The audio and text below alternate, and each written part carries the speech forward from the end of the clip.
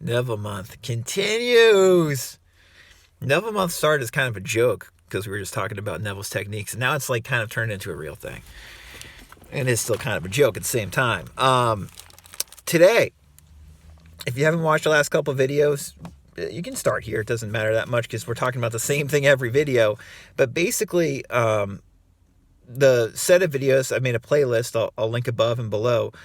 The recent videos I've done, including this one, are just going over the very specific manifesting techniques that Neville Goddard gives in 5 lessons. At the end of each of those 5 lessons, he gives his specific techniques for how to apply his advice. And what's so interesting about this is that it's very straightforward and simple. It's not complicated advice. And I'm sorry if you've watched these previous videos and I'm just belaboring this point, but it is important to realize that when, you watch YouTube videos of Neville talking about this stuff, let alone other people commenting on Neville and all these YouTubers talking about Neville, it's really easy to miss the simplicity of these techniques. And that's why I'm making these series of videos, to just kind of underscore the simplicity of what Neville is saying. It's simple, does not necessarily make it easy, okay? And this technique, or the techniques that Neville shares here, are not for everybody's temperament. But if you practice them, you can get better at doing them and make it so they basically fit your temperament in some way. There are plenty of other techniques you can use if you'd rather use them, okay, to manifest things. You do not have to use Neville's techniques. But here's a great explanation of what they are from the man himself. I've got a lot to read today. This is from the 4th lecture, the end of the 4th lecture. Basically, Neville gives us 2 options. He says, we're going to condense an action into a small act following the fulfillment of our desire, like shaking somebody's hand, hugging somebody, feeling that wedding ring on our finger. A little small condensed action, like a 1, 2, 3 second action. And we're just going to loop that again and again until we have the feeling of it being real. Or we're going to say a phrase over and over again until it has the sensation of actually being real. The other option, which we discussed earlier a couple videos ago, is very similar to the first option, which is basically looping a scene until it viscerally is real. But instead of like shaking someone's hand, you actually go to a place you want to be. And Neville talks about that here, as well as the other 2 options. Very straightforward. I'm just going to start reading because, like I said, there's a lot we're going to read today. But it's going to be repetitive. It's going to be what we've already heard, and that's the whole point. We're just hearing the same thing again and again, so you can see how simple Neville's advice often is when we look at it directly in this way. Okay.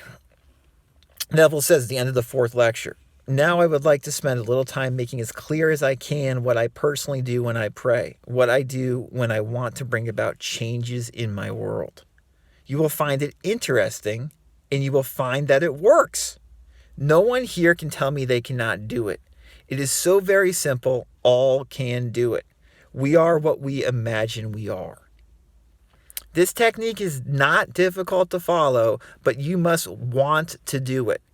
You cannot approach it with the attitude of mind, oh, well, I'll try it. You must want to do it, because the mainspring of action is desire. Desire is the mainspring of all action. Now, what do I want? I must define my objective. For example, suppose I want now to be elsewhere. This very moment, I really desire to be elsewhere. I need not go through the door. I need not sit down. I need do nothing but stand just where I am and with my eyes closed, assume that I am actually standing where I desire to be. Then I remain in this state until it has the feeling of reality. Were I now elsewhere, I cannot see the world as I now see it from here. The world changes in its relationship to me as I change my position in space. So I stand right here, close my eyes, and imagine I am seeing what I would see were I there. I remain in it long enough to feel it to be real. I cannot touch the walls of this room from here, but when you close your eyes and become still, you can imagine and feel that you touch it. You can stand where you are and imagine you are putting your hands on that wall.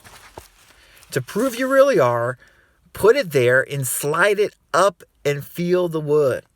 You can imagine you are doing it without getting off your seat. You can do it and you will actually feel it if you become still enough and intense enough. I stand where I am and I allow the world that I want to see and to enter physically to come before me as though I were there now. In other words, I bring elsewhere here by assuming that I am there. So this is more of the location technique, which is one of the two action-oriented condensed actions that Neville talks about, is switching your location in this way. And you viscerally can help yourself doing that by like touching the wall or touching a piece of furniture. Neville famously did this when he wanted to get out of the army, and he was, in his barracks or whatever, and he imagined himself back in his home in New York and touching things in his home in New York, like touching the furniture. Okay? Neville continues, is that clear? I let it come up. I do not make it come up. I simply imagine that I am there and let it happen. If I want a physical presence, I imagine he is standing here and I touch him. All through the Bible, I find these suggestions. He placed his hands upon them. He touched them. If you want to comfort someone, what is the automatic feeling? To put your hand on them. You cannot resist it. You meet a friend and the hand goes out automatically. You either shake hands or put your hand on his shoulder. Suppose you were now to meet a friend that you have not seen for a year, and he is a friend of whom you are very fond. What would you do? You would embrace him, wouldn't you? Or you would put your hand upon him. In your imagination, bring him close enough to put your hand upon him and feel him to be solidly real. Restrict the action to just that. You will be amazed at what happens. From then on, things will begin to move. Your dimensionally greater self will inspire, in all, the ideas and actions necessary to bring you into physical contact. It works that way. So this is very interesting, what he's talking about. So this is like the location aspect, switching location. So a little bit more, I guess you could say, complicated than just condensing an action, right? But he's saying you can switch your location imaginatively right here by doing what he just said, okay? And it ties in, obviously, with his other recommendations that we've been going over the last couple of videos. But in 5 lessons, his most specific instructions for changing your location of where you are given in what we just read. Great stuff. Neville continues here. Every day, I put myself into the drowsy state. It is a very easy thing to do. But habit is a strange thing in man's world. It is not law, but habit acts as though it were the most compelling law in the world. We are creatures of habit. If you create an interval every day into which you put yourself into the drowsy state, say at 3 o'clock in the afternoon, do you know at that moment every day you will feel drowsy? You try for 1 week and see if I'm not right. You sit down for the purpose of creating a state akin to sleep, as though you were sleepy, but do not push the drowsiness too far, just far enough to relax and leave you in control of the direction of your thoughts. You try it for 1 week, and every day at that hour, no matter what you are doing, you will hardly be able to keep your eyes open. If you know the hour when you will be free, you can create it. I would not suggest that you do it lightly because you will feel very, very sleepy and you may not want to. So again, this is what we've been talking about in the previous videos. And Neville's talking about here about creating basically a habit, creating a time each day when you intentionally become drowsy, intentionally go into a state akin to sleep in order to, do these techniques. As I mentioned earlier, Neville often said, you do not have to do these techniques right before bed. You might be too sleepy then, but you might want to get yourself in a drowsy state during the day and do them. It might work better for you then. Both are okay. So that's like the most, I would say, like the most, Neville gives the most wide cast subjective picture of his techniques in what I just read in 5 lessons. Okay. We mentioned it before. Now we're going to go into his other ways of praying, which is exactly what we've read about, and talked about the last few videos. Okay. So Neville says, I have another way of praying. In this case, I always sit down and I find the most comfortable chair imaginable. Or I lie flat on my back and relax completely. Make yourself comfortable. You must not be in any position where the body is distressed. Always put yourself into a position where you have the greatest ease. That is the first stage. Just quickly commenting, that's an important paragraph that he just said there. You want to make your body physically relaxed. You don't want to be physically, stressed at all if possible. Distressed, as he said. So, probably sit in a nice chair or lie down in a comfortable couch or on your bed. That's the best way to do this, Neville says. Neville says, to know what you want is the start of prayer. Secondly, you construct in your mind's eye one single little event which implies that you have realized your desire. I always let my mind roam on many things that could follow the answered prayer, and I single out one that is most likely to follow the fulfillment of my desire.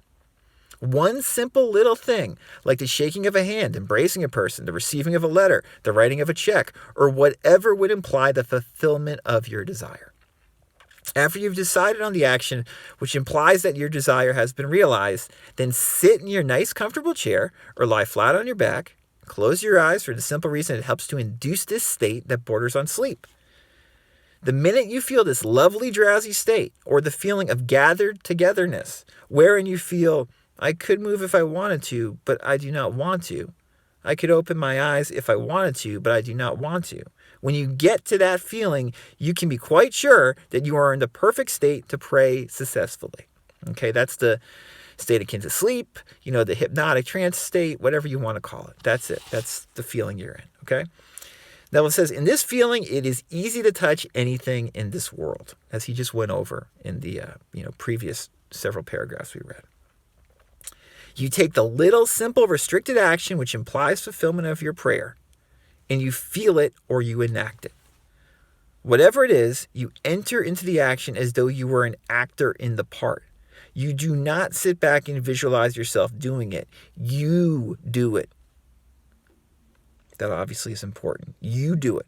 You're not watching someone on a movie screen. You're doing it.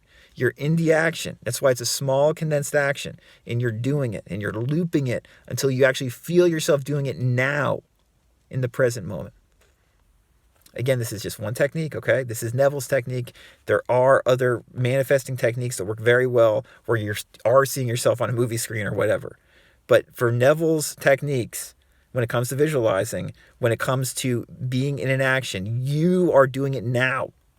It's real right now. Okay? We've already gone over this in some of the previous videos.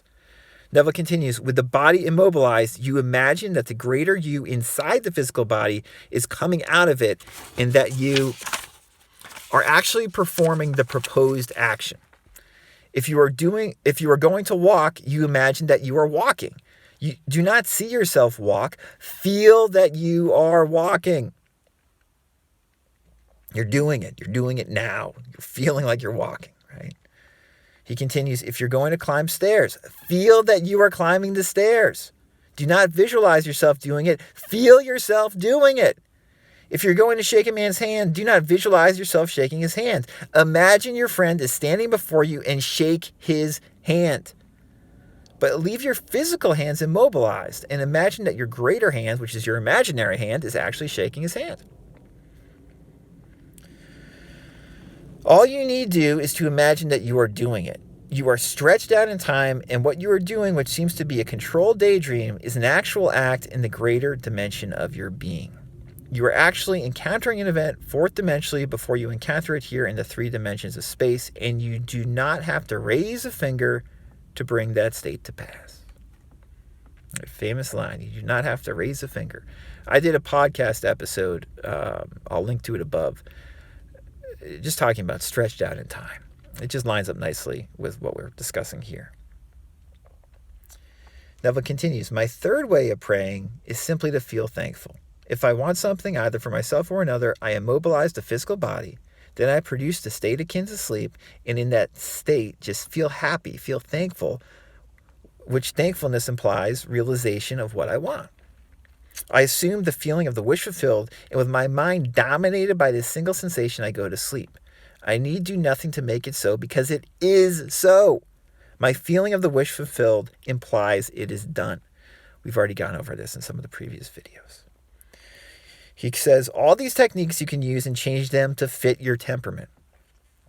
But I must emphasize the necessity of inducing the drowsy state where you can become intentive without effort. A single sensation dominates the mind if you pray successfully. What would I feel like now were I what I want to be? When I know what the feeling would be like, I then close my eyes and lose myself in that single sensation, and my dimensionally greater self then builds a bridge of incidents to lead me to this present moment, to the fulfillment of my mood. That is all you need to do. But people have a habit of slighting the importance of simple things. We have a habit of slighting the importance of simple things. So we read all this interesting Neville theory and 3D, 4D, and, all this stuff and lose track a lot of the time of slighting the importance of simple things, which if you're into Neville, the simple things are the techniques that he just explained. That's what to focus on, in my opinion. If you want to, use his manifesting techniques specifically. And there's plenty of other techniques you can use instead. And you can just value Neville for his general outlook and not necessarily his specific techniques. But if you're all about Neville, then you should be all about this stuff, in my opinion. Probably helpful.